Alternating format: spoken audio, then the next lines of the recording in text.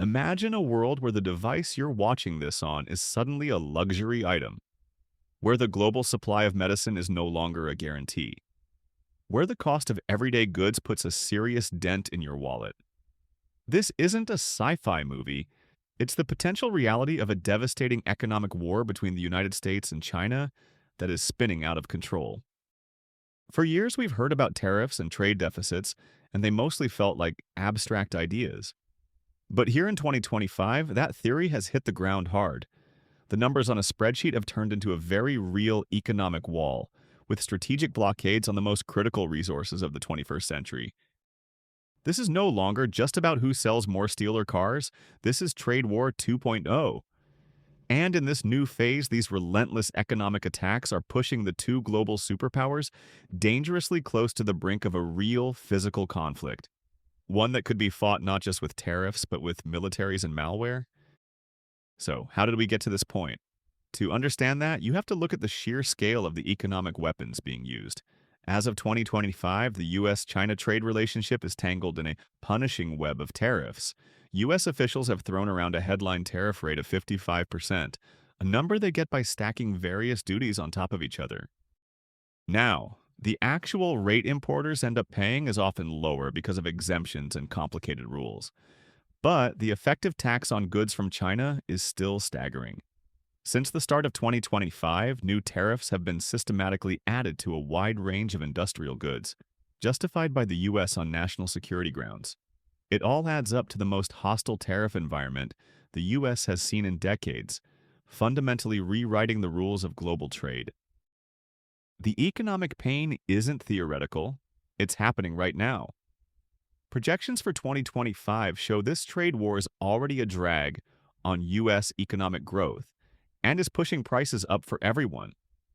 According to some models, these tariffs could translate into a significant loss of household income this year alone, as everything from electronics to shoes gets more expensive. The impact on jobs is just as worrying. Economic models project that by the end of 2025, the trade war could cost the US economy a significant number of jobs, with some estimates reaching into the hundreds of thousands. Gains in protected sectors like manufacturing are being wiped out by losses in others like construction and agriculture. But this isn't a one-way street. China hasn't just been sitting back and taking these economic hits. It has retaliated with its own tariffs and, more strategically, has started to weaponize its control over resources the entire world needs. This tit-for-tat escalation has created a vicious cycle where every move is met with a countermove, pushing both nations further apart and raising the stakes for us all. The trade war has now moved beyond tariffs and into a much more dangerous arena: the control of critical resources. This is where the conflict starts to look less like a trade dispute and more like strategic warfare. And it's an area where China holds a terrifying amount of leverage.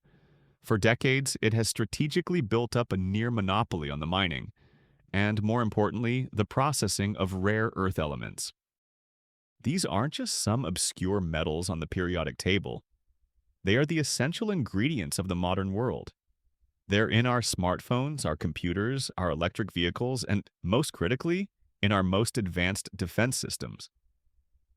China controls the processing for roughly 90% of the global supply. Beijing has made it clear it's willing to use this dominance as a weapon. By threatening to impose or tighten export controls on these materials, China can send shockwaves through global industries in direct response to US tariffs. The message is unmistakable. China is willing and able to cut off the supply of materials that are vital to America's economic and national security. This isn't just a negotiating tactic, it's a strategic blockade. The US is now scrambling to respond by trying to revive its own domestic mining and build new supply chains with allies. The problem? That could take years, maybe even a decade. In the meantime, Beijing has shown it can threaten to paralyze key sectors of the American economy and defense industry with the stroke of a pen. This powerful chokehold has turned a trade dispute into a direct challenge to national security, where economics and military readiness are now one and the same. While the physical trade war gets more intense, a second invisible war is being fought in the digital world. The battle for technological supremacy is now a central front in the US-China conflict, with semiconductors, the tiny brains inside all modern electronics, right at the heart of it. The US strategy is straightforward. Use trade and technology restrictions to slow down China's military modernization. Since late 2022, the US has rolled out sweeping export controls to stop China from getting its hands on, or producing, the world's most advanced chips. These rules restrict the sale of high-end semiconductors, the incredibly complex equipment needed to make them, and even block American experts from helping China's advanced chip facilities. The goal is to cripple China's ability to develop next-gen AI and supercomputing, both of which have direct military uses. China calls this a tech blockade and is responding by pouring billions into building its own domestic chip industry to become self-sufficient. But it's also fighting back in the shadows. This trade war has come with a dramatic spike in state-sponsored cyber attacks. Hacking groups with links to the Chinese state, like the one dubbed Volt Typhoon, have been caught planting malicious code deep inside critical US infrastructure.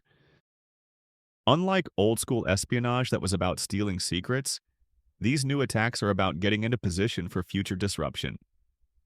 Security experts warn this malware could be activated to shut down power grids, water systems, and communication networks in the middle of a crisis, potentially crippling the US response.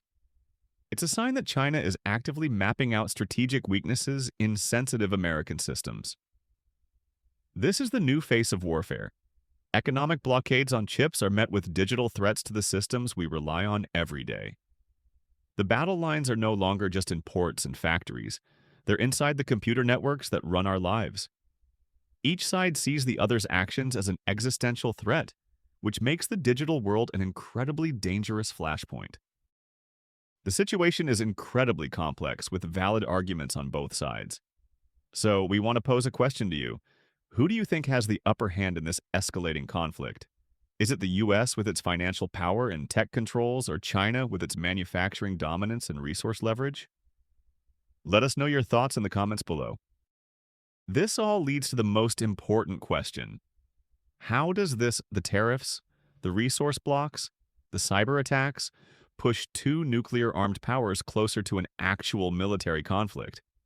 The answer is in a dangerous process that experts call decoupling. For decades, the US and China were so economically intertwined that a war would have been financial suicide for both.